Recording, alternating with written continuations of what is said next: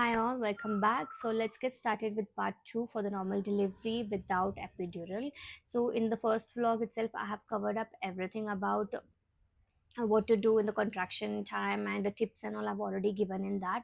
Now I will tell you guys that what actually will happen in the normal delivery and what to expect and what not to expect. So yes, let's get started. So as I told that, my contraction started on 25th in the early morning around 6 a.m., and by night also I was there, and by evening it became worse, and I went to the hospital. I got hospitalized, and then nothing was induced to me yet. But yes, they were just tracking the contraction waves and all, how long it takes, and the frequency also they wanted to check. And yes, as what I did, the tips and all, I kept on counting and all with the hot water bag and all that actually helped me. And I remember I was trying to sleep, but I couldn't sleep. Then I remember around 2:30 or something, nurse came, senior nurse, and she induced pain, like an injection, something which actually will increase the pain, actually, which will increase the contraction and all, so that because it's already gonna be 24 hours. So that's definitely not good. I will definitely drain myself, I will be exhausted. I was already exhausted, so it is not good. It's not good for mother as well as for the baby. So they induced that around 2:30, and she did tell me that, please try to get sleep, because after 3 to 4 hours the pain will actually be increasing immensely. And honestly, I did not go through any, I mean, I did went through videos and all, but there was nothing mentioned that, how extreme the pain will be and what will be. It was not at all given. I was not aware, honestly, I was not aware that how bad it will be, the pain. So yes, I will just give you guys a honest. I know it might scare you guys, but as I told, I just want to be honest. I don't want to fake around. I don't want to tell something which is not, which is, which should not happen or something. I will tell only what happened with me. And but yes, you, as I told, that other tips that I gave you guys, it will definitely help you guys. So don't, and also don't do the mistake that I had done. If you avoid that mistake, it will definitely be very helpful for you guys. So yes, as I told, sleep and rest, it's very important. And do a lot of walks, do a lot of squats. You can hold something and you can do squats. It's amazing, it will do wonders, so please do that. And I, as I told, at 2:30 actually they induce this pain injection. It's actually saline that will be induced here. And then they'll put a drip and all, and that pain injection, they'll come and inject it here. And then after that, I remember, after 4 hours, yes, so 2:30 means 3:30, 4:30, 5:30, 6 o'clock actually, yeah, 6 a.m. is when actually I started feeling the pain, the contraction. It was like so intense. It was like too bad. It was the pain that I was getting, 30% or something. It increased to 70 and 40%.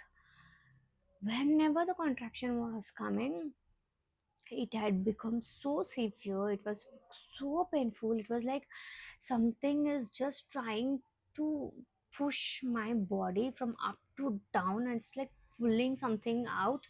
It's trying to um, open my cervix. My cervix, I could feel the cervix was actually stretching.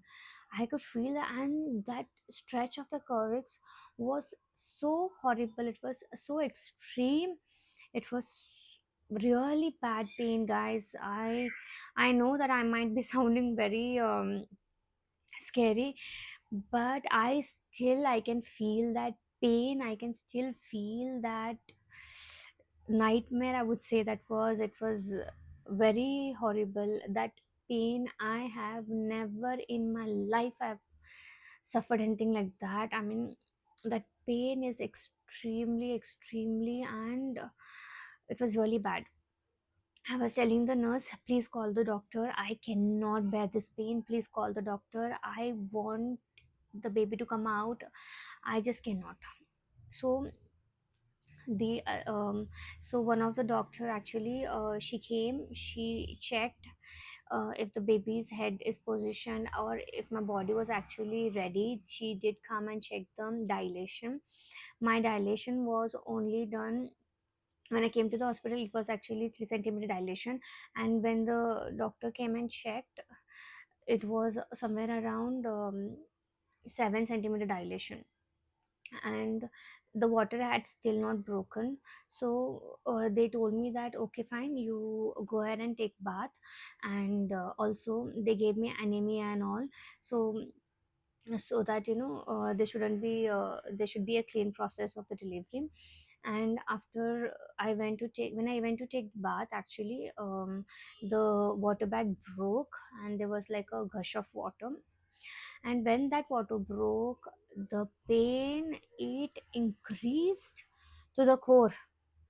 After water break, the pain will be so worst and so horrible that you will just be shocked by the pain that actually increases. And so what I did, I my husband was always there by me. He was there with me, and definitely he and actually what he did was like he was rubbing my back, and that rubbing the back was so helpful in that when the pain gets so extreme, only two things will actually help you, that is hot water bag and the rub in the back, lower back. Please ask your husband or anyone who's there with you to keep rubbing your lower back. It will help you a lot, and it actually helped me a lot. um, just normally my husband did that and helped me, and I kept saying my husband, please keep doing that, because that actually is helping me with this pain, because the pain is so horrible. I'm not able to stand, I'm not able to sit, I'm just keep on screaming. I'm just like, I cannot do this, I cannot bear it, it's not happening from me. I just want the baby out, I cannot do it. And it was that intense, guys. It was, the pain was that extreme, it was that horrible, it was very very bad. Just imagine, the bones are like, separating, and like, just imagine the pain. It's not something easy, it's not a joke at all. It was really horrible. But thankfully I had a very I have a very amazing husband. Actually, he stood by me, though he is someone who's very scared, and he's someone like, he was literally crying. And I there was a time actually my husband fainted as well, because he was not able to see me in the pain, and he constantly crying. So because of that, he had to go out, because he couldn't be staying there. It was not possible for him to see me in that pain. So then when my husband went down, even my gyno, actually she came, and then they saw that it was only 8 centimeter dilated, and she told me that it's still 8 centimeter dilation. We cannot proceed with the delivery, you still have to wait for 2 centimeter dilation, because after 10 centimeter dilation only we can proceed with the delivery for the birth. So I said my doctor that I definitely cannot do it, because it's not gonna happen for me. It was getting extremely painful. There were a lot of nurses and all, they were helping me. And and that is when I told my doctor, I definitely cannot do this, please do whatever you want and just go ahead with the delivery. And I don't know, I just kept on pushing and pushing, and I had already drained my energy. I kept on pushing, though the dilation was not done, I kept on pushing. So then my doctor, she had no other option, but she had to give me a cut lower down, and that is when the baby's head could actually come out. So she gave me a cut, and that is when um, actually I was already done with the pushing, and I was not able to push anymore. So that is when one of the senior nurse, she came and she helped me, and she tried to push the baby down from, she kept her hand on the belly, and she tried to push the baby down, and that is how the help was for me, and I was able to do it. So without their help, without their support, I'm damn sure it wouldn't have been possible.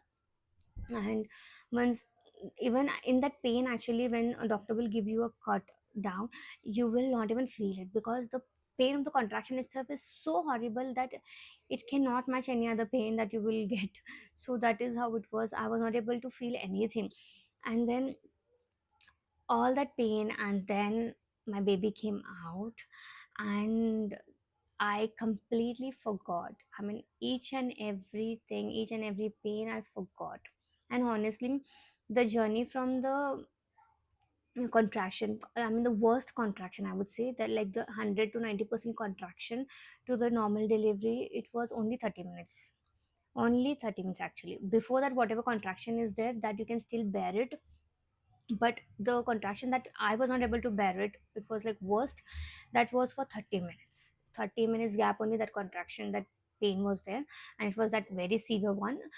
And within 30 minutes my baby was out, and when I saw my baby, I completely forgot everything, and his cry and all, it just changed everything. And honestly, I don't know, but I already felt like, it's gonna be a baby boy, and it was a baby boy. So the doctor was also surprised that, how that you predicted so accurately. So yes, it was amazing actually. All the pain that I went through, it was completely worth it. It was so beautiful. Once you see your baby, you'll definitely forget everything, and you'll definitely forget the pain, and you'll be so happy. It's just that 30 minutes pain, if you bear it, you can peacefully be. And post the baby was born, they gave me the baby for skin to skin touch and all, and it was amazing feeling. And after that, I mean, doctor, she did the stitching and all. And once that was done, they cut the umbilical cord for the baby, and then they took the baby, they cleaned the baby, and then the pediatrician came in and they checked the baby and everything. I was on the bed itself, they cleaned everything, and everything was done. And I remember that, once that was done, they had to shift me to the room. And you guys will not believe, after delivery, after 30 minutes, I actually walked. So just guys imagine, I actually walked. That is the amazing part about normal delivery. After 30 minutes of my delivery, I actually got down from the cot and I was walking. And that's when the nurses told me that, what, you're already tired, you don't strain yourself much, you can sit on the wheelchair and we will help you. So I said okay, fine. But that was funny for me because I was able to walk actually. But then I said it's okay, let's go ahead and let's feel little calm.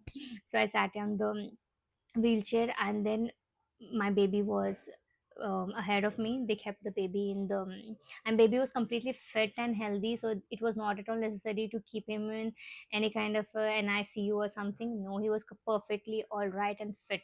So they just had to shift him to my room, that's all. So me and my baby, we both went along to our room, and it was the best. And then that is where that is when, all the nurses and all, they'll come and they will teach you about the breastfeeding journey and all. So they will teach you how to breastfeed, what to do, the position and everything. So once that was done, yes, and I would say that please don't skip on that. That is very important. Breastfeeding is something very important. Please don't go wrong on that, because I went wrong on that and I had to suffer.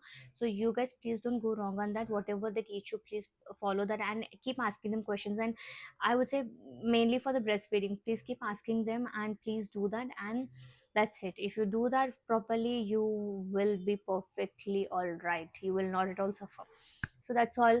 And yes, I will post another video as well, in which I will tell you guys that, post delivery, like what will happen with your body and what changes you will expect and what you should do. I will share that, and I hope this video will give you guys a lot of information. Don't miss out on part one and part two. Both are very important. It will give you guys a lot of information. So yes, guys, that's all for today. You guys take care and bye bye.